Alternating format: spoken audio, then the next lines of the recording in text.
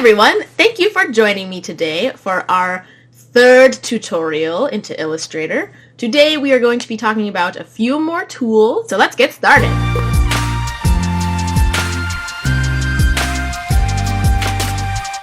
We're going to start by opening up Illustrator. I'm going to do Control N to make a new document, and so I'm going to be making a web banner, and so I am going to want to make sure that it's in RGB color mode, because that is for web, and that it's in the screen resolution, because it's going to be on a website.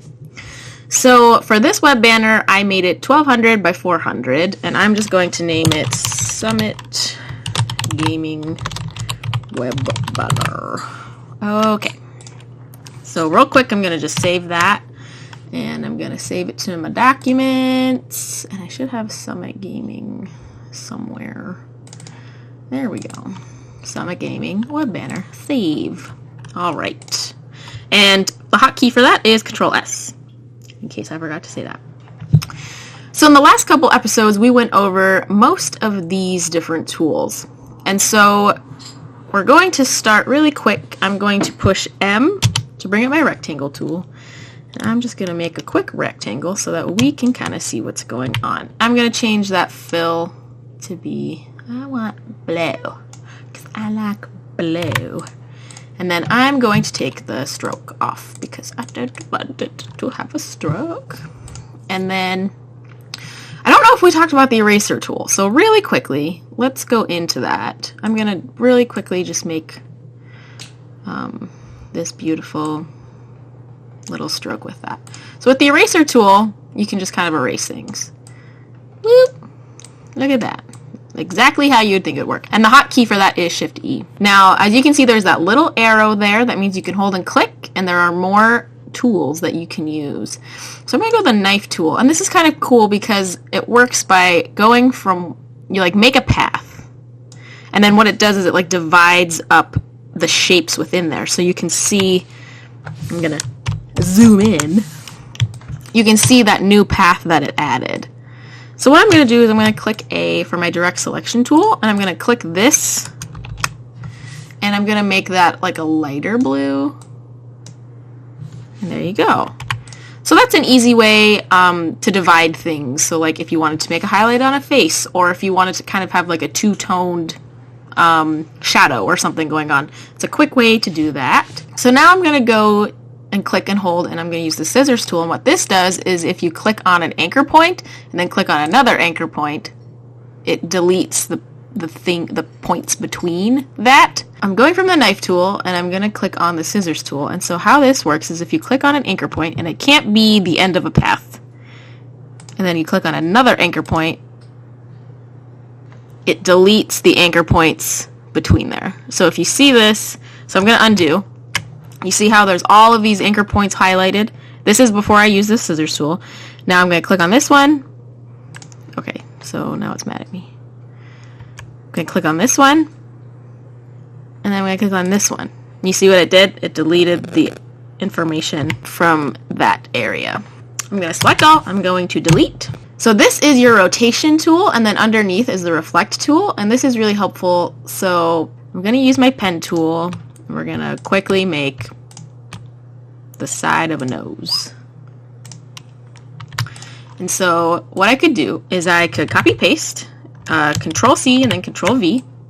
So say I wanted to make the other side of the nose. I would hold down and do the reflect tool, and then I would click it and push Shift, and I reflected it.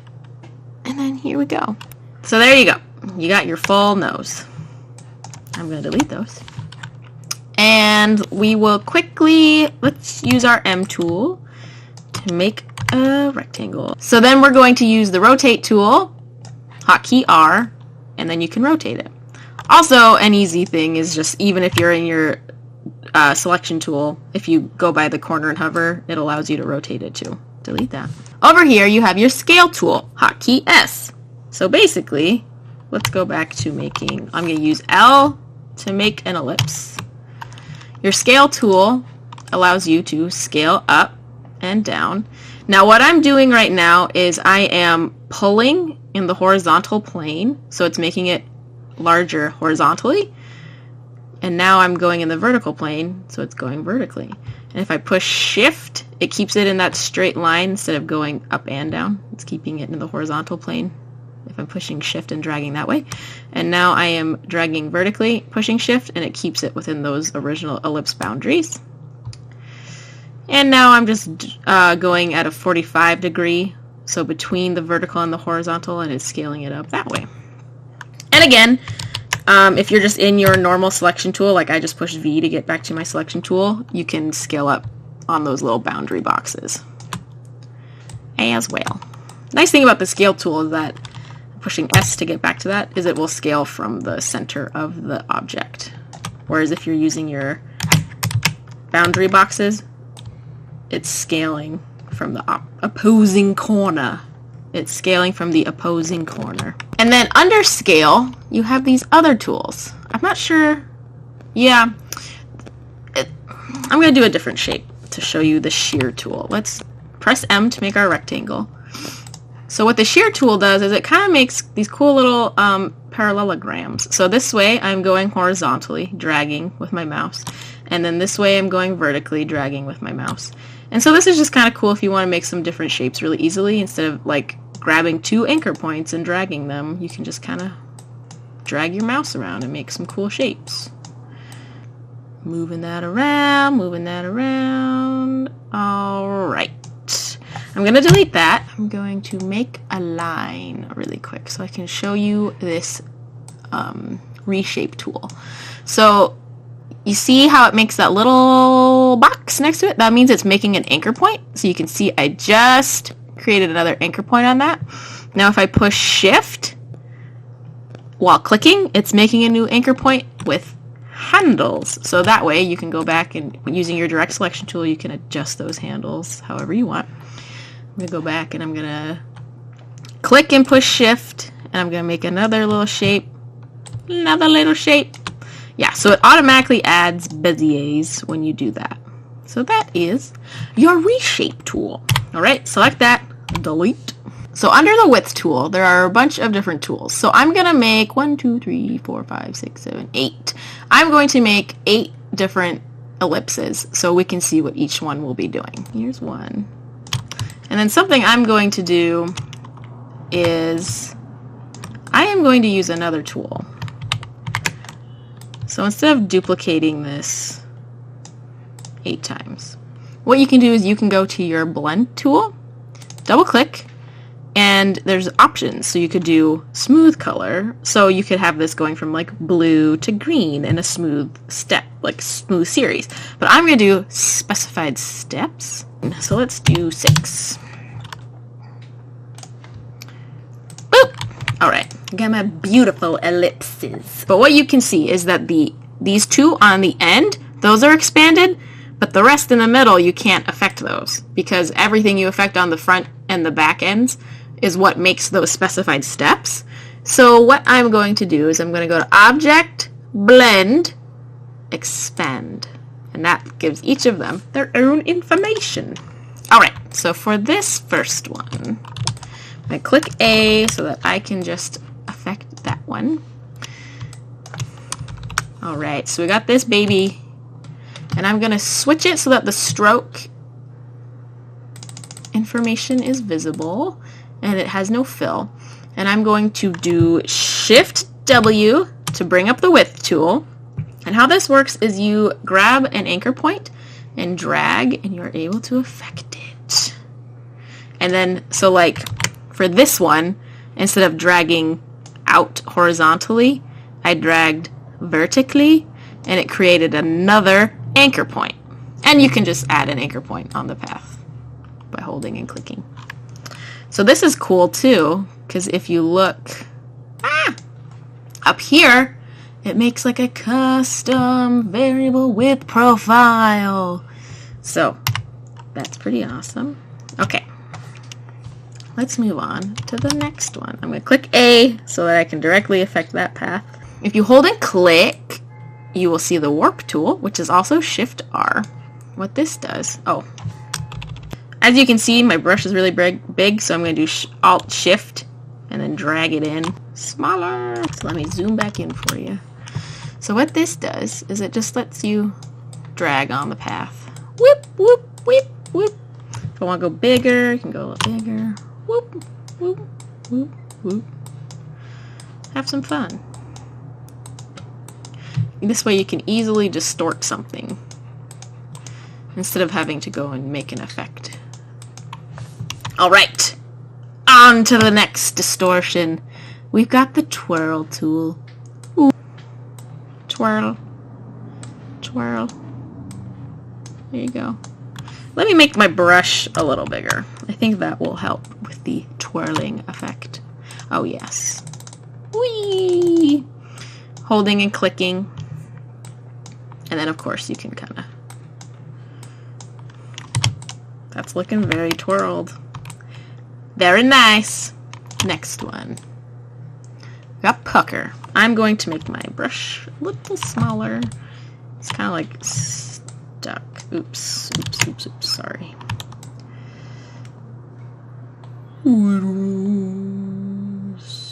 Okay.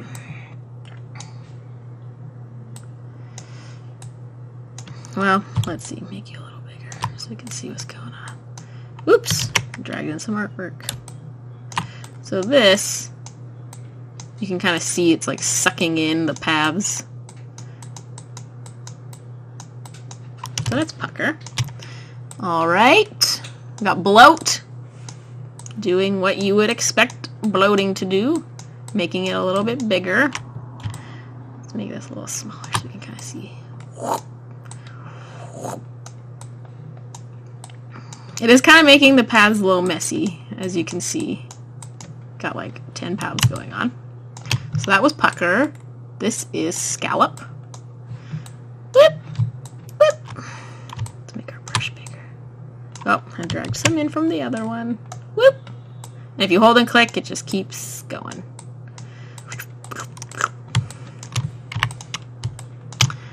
Beautiful. It's silly. That's silly. Alright. And then we have crystalline, which is kind of making it grow. A little opposite of scallop. Whee! So these effects are helpful. If you want to distort something really quickly and you don't want to go into every single anchor point or add a bunch. Alright! Wrinkle, crystalline, scallop, bloat, pucker, oh goodness, twirl, warp, and then the width tool. So now I'm going to delete my beautiful examples. Let's do, I want to do a triangle. So I'm going to push my down arrow to just get a triangle. Whoop! Alright. So free transform. Oh, maybe I need to click on it? Okay. So you're going to select the object you need, and then if you click on free transform, all of these options come up. So when I'm on this option, this lets me just drag from the corners and from these designated areas. So with this tool, it kind of affects both directions. So I'm dragging up and down, and it's affecting both ends. If I click on this, it just affects one of those areas. If that makes sense. If that makes sense. I think it makes sense. And for the live paint bucket tool, this is really helpful if you have like something that has a lot of detail that you want to fill in. So I'm just going to do a bunch of little scribbly scribbles that have a lot of fills that need to go in there. Whoop. Alright, so what I'm going to do is I've clicked on this, and I'm going to go to Object, Live Paint, Make. Alright, thank you. Alright, so then you click on this, and you see the area that is highlighted in red. Those are areas that you are able to fill. And so you see these little boxes above the arrow. If I push my horizontal arrows on my keyboard, I'm able to switch through the swatches that are up here. So you can always make a custom swatch and then use that. So I can go, okay, ba, ba, ba, ba, and then I'm going to go ba, ba, ba, ba. Well, okay, white's kind of boring. We'll do black. And then also, you can just like change your color in your color selector. And then you can fill things. It's super fun. This I'm not able to because as you can see, there is a gap right there. But what's great is there's also a gap right here. But it can fill small, medium, or large gaps depending on your preferences. And so mine is set to small, so it did that. So yes, let's change this to that, and I want this to be that. Boop, boop.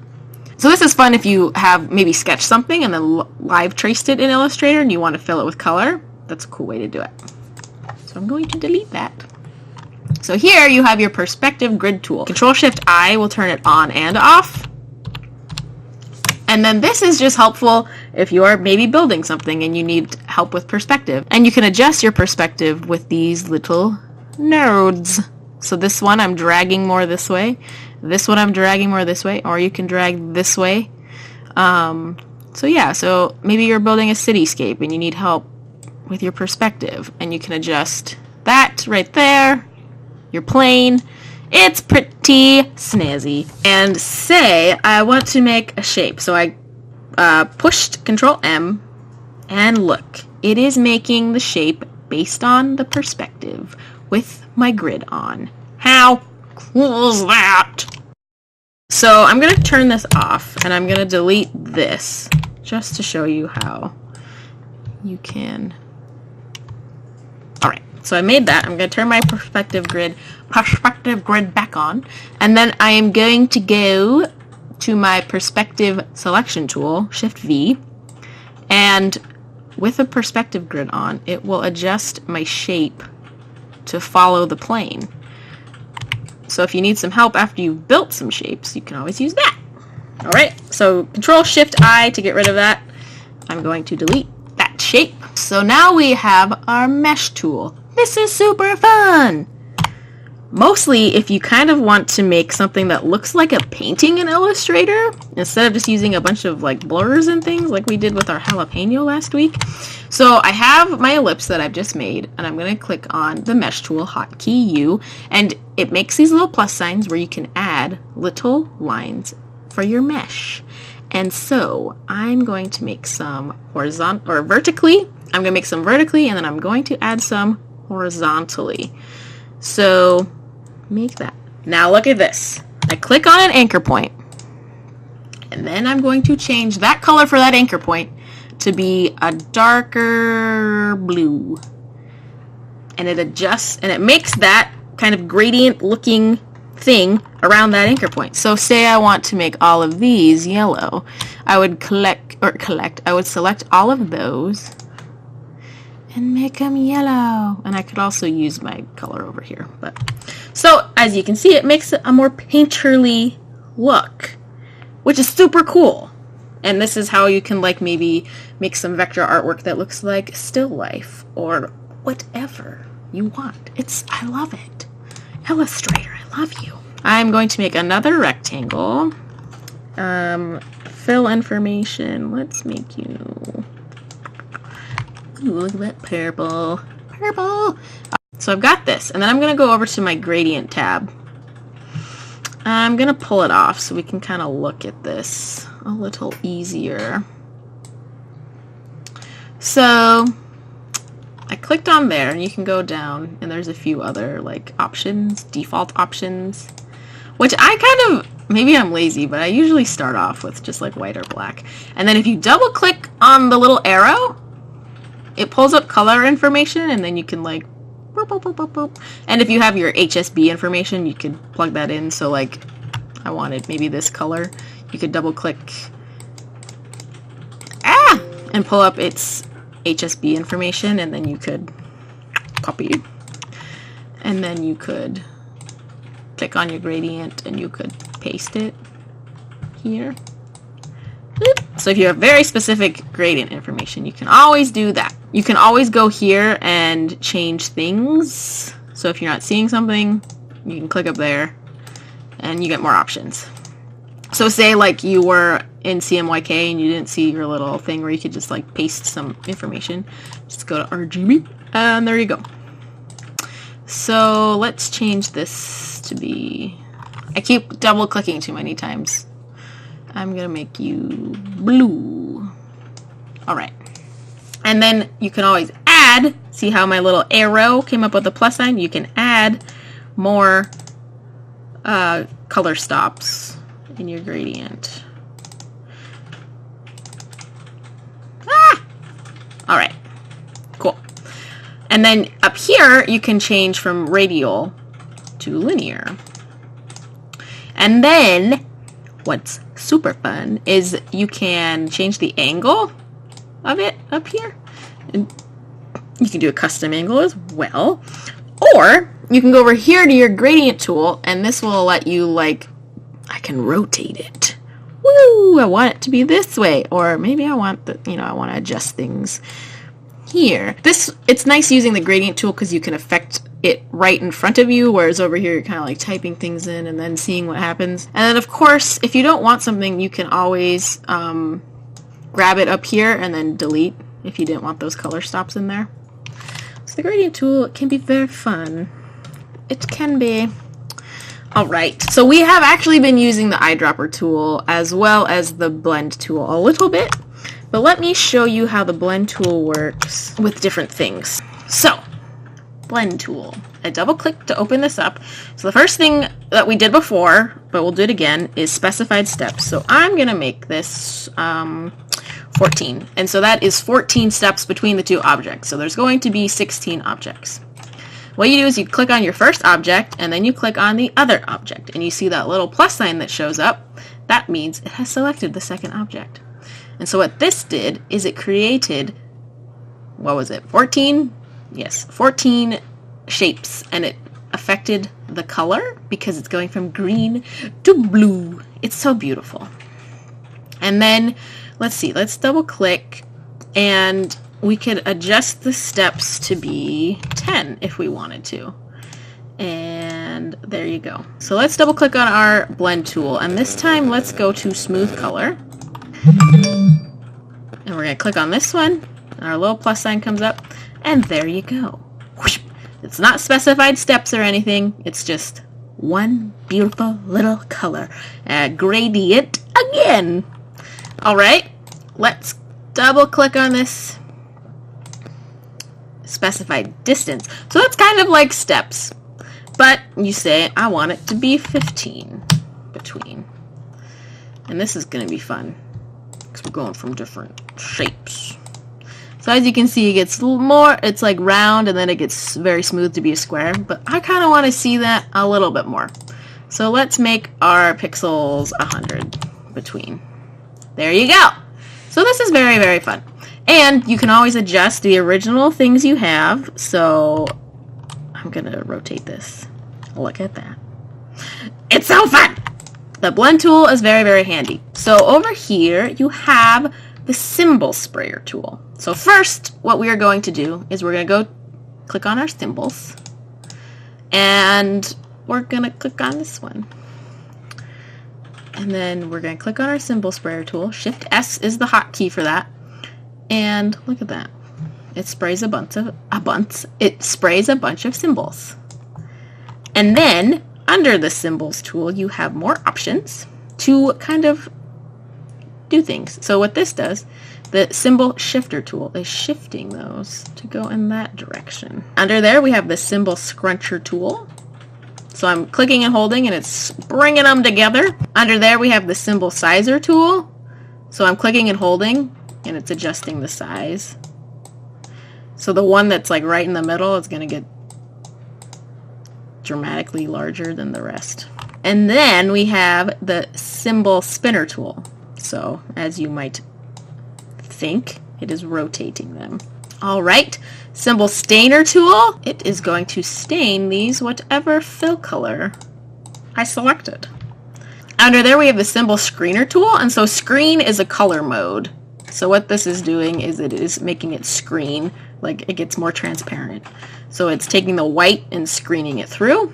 And then under that is the symbol styler tool. So for this you have to go to your graphic styles, and so what I did to get there is I clicked my little arrow. And then down here you have graphic styles, and you can make more, but I'm just going to use this one. and then you just click and it applies that graphic styles. That graphic style. So I'm going to select my symbols and delete those. Now this is cool if you are an accountant or someone who makes graphs a lot. So under here you have a bunch of different graphs you can make, and they all kind of work the same. So let's see, I want to do a line graph. So I'm going to click. So I clicked and this little window popped up. I want it to be maybe 200 by 200. I'm going to push enter. So what happened is this little graph popped up, and then you can go in and you can add information. And yeah, see, we're going to have some dramatic information happening. And as you can see, it is applying that information. And what's cool is you can import data from different things. Look at that beautiful bar graph. And you can do that. Let's make pie. Because who doesn't like some pie? I'm going to make this one a little bigger. I want this to be like 350 by 350. All right, so there's our pie. Let's make this 60. Let's make this 12. And then let's make this 15. And then I'm going to push my little check mark. And there you go. Beautiful. So that's it for kind of our art tools over in our art panels. So you have your artboard tool over here, and what this does is it lets you affect your artboard however you like. And then if you do Alt while clicking, that copies your artboard.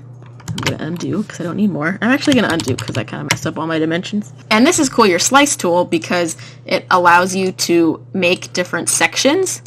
So say I had my artwork. Boop. What this will do is when you go to export, it has all these different sections, and you can export all these sections separately. So if I were to go to File, Save for Web, it's got all of these different sections. It's so cool. And each section you can export as different file types. It's super awesome. But I don't need all those sections, so we're going to undo. And then we have our hand tool, which you can click on to drag, or you can push spacebar. Spacebar is a lot quicker. And then you have your zoom tool, which allows you to zoom in. But I just use Control plus or minus, or Control 0 to have my artboard fit. So that is it for our tools panel. Awesome. Well, thanks for joining me today, everyone. I really appreciate it. I'm going to be making tutorials for individual tools that deserve a little bit more time. So look forward to those every Wednesday. And if you have any questions or comments, please leave those in the comments below. And I'll see you next time.